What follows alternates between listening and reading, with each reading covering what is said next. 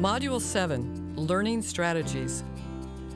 The goal of teaching strategies is to create autonomous learners, learners who can learn by themselves, inside and outside the classroom. Research and classroom practices are evolving in many directions to try to better understand and facilitate learning for students of all ages. In general, successful language learners tend to select strategies that work well together according to the requirements of the language task. These learners can easily explain the strategies they use and why they use them. Module Focus, Introduction.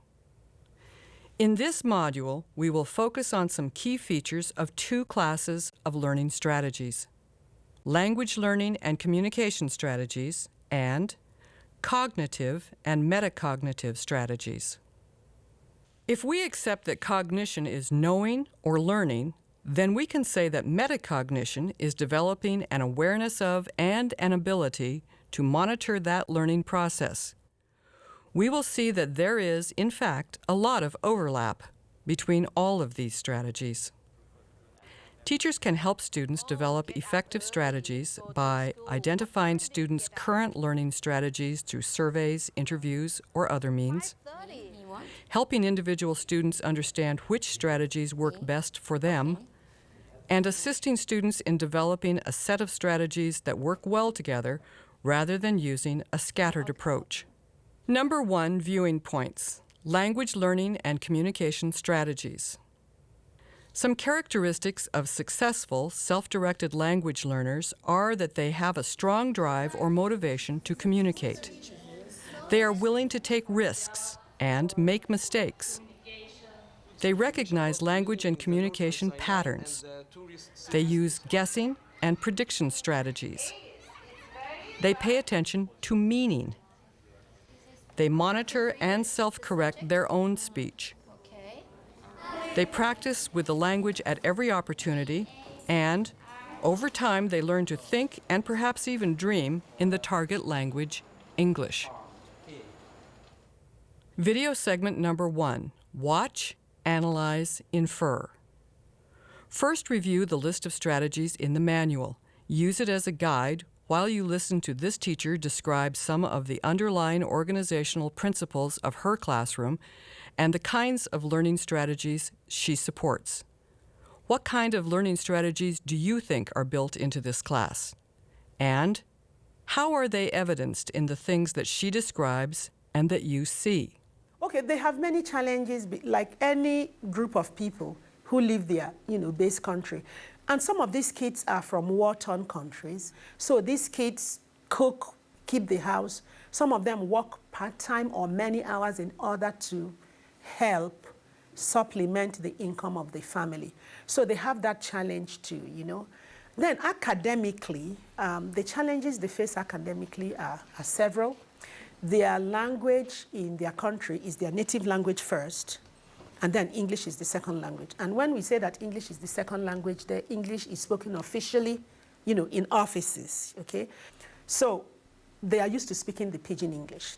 And their problems are kind of peculiar to them. Writing is another problem they have, because they first of all think in their language, and then they try to translate it to English. And then sometimes along the line, they lose part of the meaning. Or sometimes they find themselves repetitious. Because back home, people use lots of proverbs and people repeat themselves for emphasis. And when they do much of that in English, they say, oh, you keep repeating what you've said before. You're saying again. And they keep wondering. And again, some of their spelling too. So that's basically, the problem, Writing, they have lots of problem in that.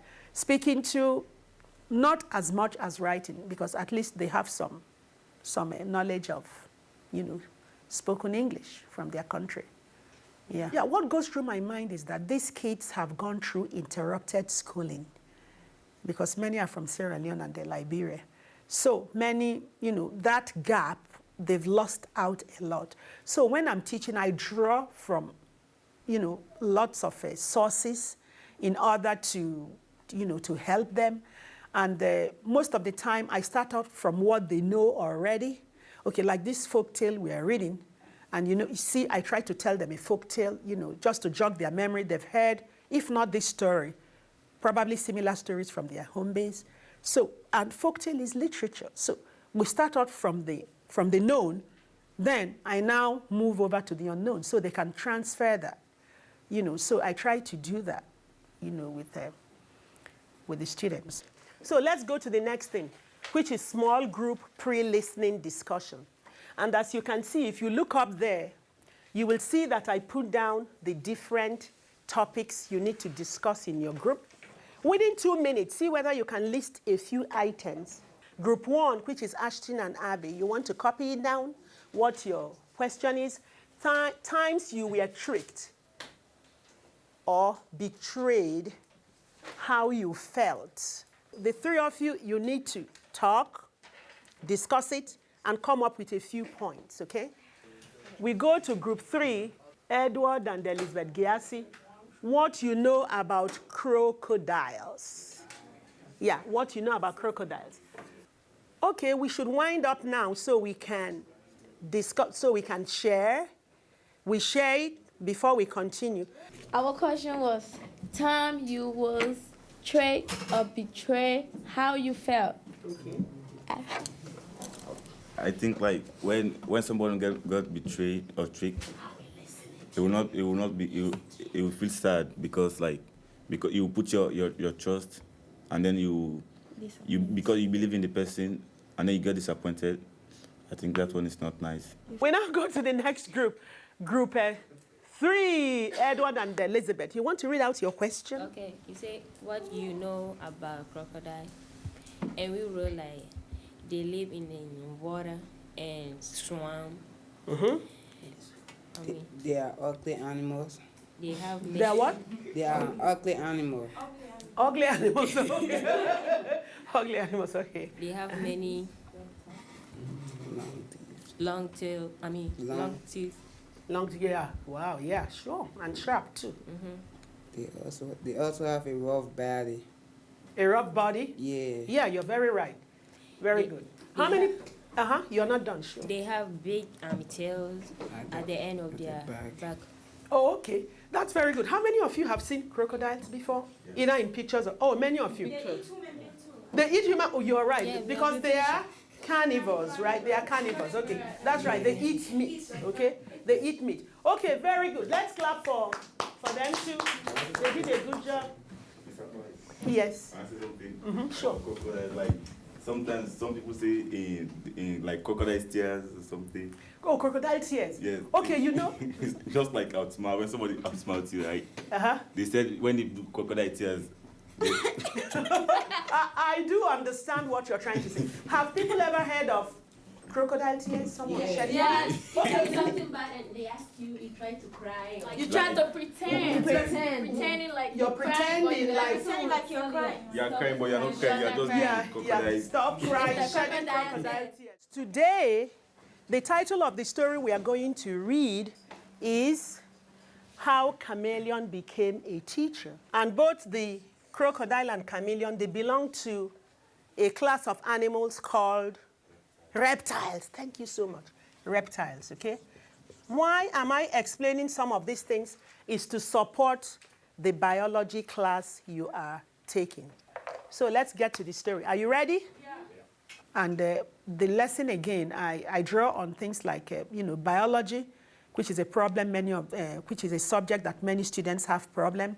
This is an English class, but you could see that I try to incorporate biology in what I was teaching. That was why I talked about mammal, the characters in the story were reptiles. I indirectly talked about the characteristics of a reptile, how they differ from mammals. So that's an aspect of biology that I'm purposely, injecting into what I'm teaching in order to, I pursue it from all angles. And I try as much as possible to, to teach them the various skills in English, the oral, you see the morning message, I put up the oral, the listening, then the speaking and the writing. Like what we did today, I try to incorporate all of these things, into that. Since they are ESOL 2, ESOL students, students teaching English to students of other languages, we use lots of pictures. So pictorials and things like that help. And I used the movie because that one was very effective too, because one, students love movies, two, it's pertinent to, what they are learning, and they saw the crocodile in action. So at least it will set their imagination going. That time I was teaching what type of a friendship could a tiny little animal like a chameleon and a crocodile have? I mean, what type of a friendship? So it will set them thinking. I didn't want to give out all the answers because I gave them worksheets. I wanted them to think at home to be able to make some of these connections. But I used some of these, the overhead and the audio, the movie. I used them to, to boost up, as an addition, to help explain to them, so they can see these things in visual forms, and hear them. It will be more meaningful to them, Before the class is over, I try to make students, each and every one of them, talk or answer questions. I try to encourage that because if not, we can easily lose some students. Who knows, when I'm done teaching here, I want some of them to be in my place, pick up that marker, and be teaching. So it Summary. will boost up their confidence. And This I do teacher lots of works oral with young presentations. adults. But She I feel incorporates that many people learning need and to metacognitive strategies in her teaching. Clearly, she understands her students' current strengths, needs, and challenges. Some of the strategies that she supports in the classroom include those for language-specific skills, for example, speaking, listening, reading, and writing. Those for cognition and metacognition, for example, schema activation, transfer of knowledge, reflection, and so on. And those that involve affective factors such as motivation, confidence, and a trusting atmosphere to encourage risk-taking and participation. Module focus. Summary. The focus in Module 7 has been on language learning and communication strategies and cognitive and metacognitive strategies. With strategy training, teachers should help students develop affective and social strategies as well as language-related strategies based on their individual learning styles, current strategy use, and specific goals. See the manual for readings and more information on this and other topics related to learning strategies.